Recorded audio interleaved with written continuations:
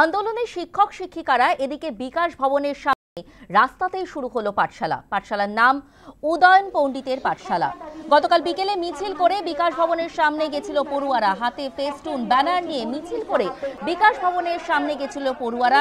চাকরিহারা শিক্ষক শিক্ষিকাদের আন্দোলনে এবার পাশে পেল ছাত্রছাত্রীদের।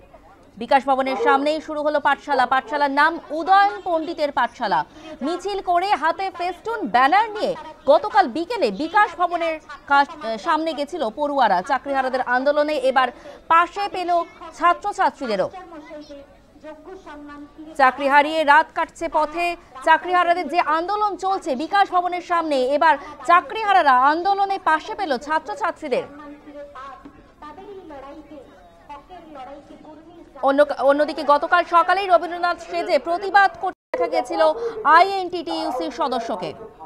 আর এবার দেখা গেল গতকাল বিকেলে ছাত্রছাত্রীরা হাতে ফেস্টুন ব্যানার নিয়ে চলে গেল বিকাশ ভবনের সামনে। শিক্ষক শিক্ষিকারা যারা চাকরি হারিয়েছেন তারা পাশে পেল এবার ছাত্রছাত্রী।